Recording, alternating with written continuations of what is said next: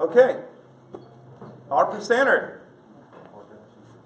Clark Ellefson, has seen firsthand the transformation of the art scene here in Colombia since 1970s. Throughout the years, Lewis and Clark, with his company, they actually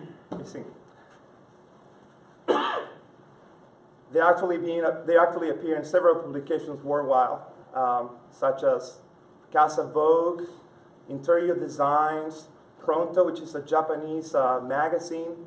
And basically, Lewis and Clark is a studio gallery workshop here in town, and they focus their art in doing robots, creating robots as you see in the screen, lamps, furniture, and also, what else? Handcrafted art.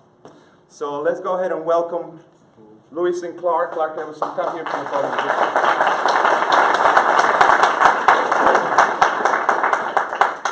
Thank you. Thank you, Sergio. He's done a great job dragging me along into this and doing all the heavy lifting. So let's see, what image do we have up now? So let's see. Okay. So I'm going to talk a little bit about my career and the beginnings of the Vista from my point of view. Studied BFA at University of South Carolina, graduated in 1974. Worked for a few years at the Arts Commission, and then decided I was going to support my art career by doing carpentry work. And then hooked up with a fellow named Jim Lewis, and we started a company called Lewis and Clark in 1980. Leased the building in the Vista on the corner of Lincoln and Lady Street for $1 a square foot. I'd watched all my friends go to New York to be in Soho and places like that where they couldn't afford space, so I thought, well, I'll stay here and do it here. So we started doing kitchen cabinets, and then we started building furniture.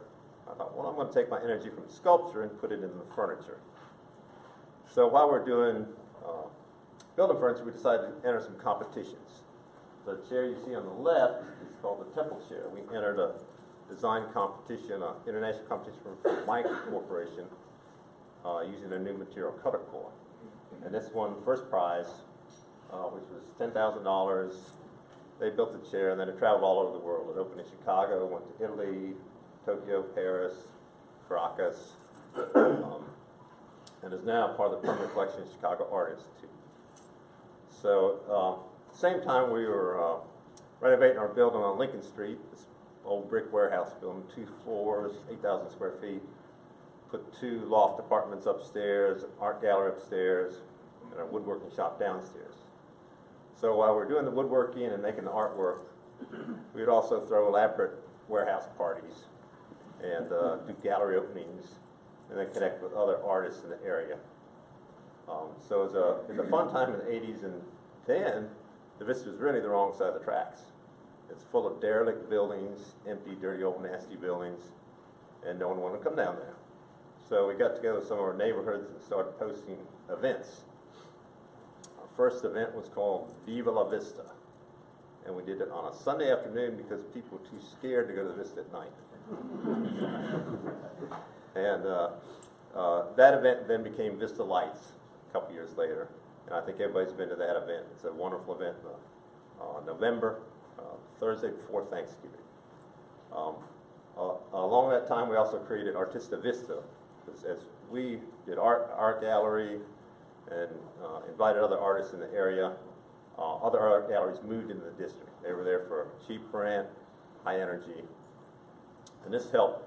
These were the building blocks of what we now call a Vista. So that art energy helped stimulate the environment, help people renovate the old buildings, and create some foot traffic. The next slide you see is the next series called Aztec Wingback. It was a polychrome chair. This is in the postmodern movement, where furniture is very colorful, and the largest group is called the Memphis Group, it's an Italian design group. And I was so excited by that, I decided, okay, I'm doing furniture and no longer doing sculpture. This one is part of the collection of the Museum of Art right now. Let's see if I get my button right here. Then I started a series of kimono cabinets. The one on the left I took to the International Furniture Fair in the 90s in New York. It was purchased by a company called Zing Lambrecht in Switzerland. They were doing a show on 10 American designers, and they purchased the piece, and I air freighted it out there, and they had a nice show, but I couldn't afford to go at the time. I still regret. I just purchased a building on Lincoln Street, was in debt up to my ears, and I'd been working with Milliken Company in New York, doing design work for the Trendset exhibit, and banking on that project to keep going, and that year they decided we're going in a different direction. So I was left with a lot of debt and could not afford to go to Switzerland for that show. This series ran about 13 pieces. With the final, the Neo series, I still have the dark one in my house. The doors open and close. It's finished on the back and the front. So here we are in the 90s in the Vista. There's more restaurants now, things are happening, and I said, I really need a place to go drinking after I finish working late at night. So I started Art Bar. It was an old tire store. I had a friend who had a studio upstairs, and she called me up and said, "Tire store's going out of business. What am I going to do?" I said, "I don't know. Come look at the space." So we looked at it, and I got together with some friends, and we decided we'd start Art Bar. That was 26 years ago.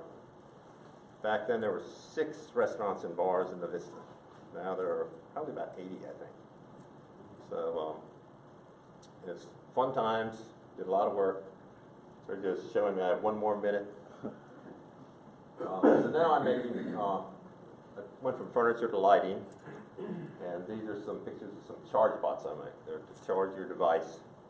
So it's a fun way to have a charging station in your home. We had some at the bar, and people liked them and said, "I want one for my home." Now we're making them mobile.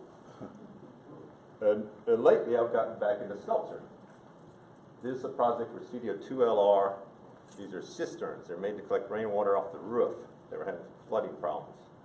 And I got to work with the architects at 2LR and a great group. They're almost finished here. But go by and see them sometime. They're a lot of fun. These are some of the lamps I produce in my studio store on UG Street. Every third Thursday we have an evening event with Stormwater Studios and One Ear Cab Glass from 5 to 9 p.m. These are some of the sculptures I'm making now in the last couple of years. The gong on the left is a tribute sculpture to Marvin Chernoff. The energy wave sculptures at the Northeast Public Library. We done?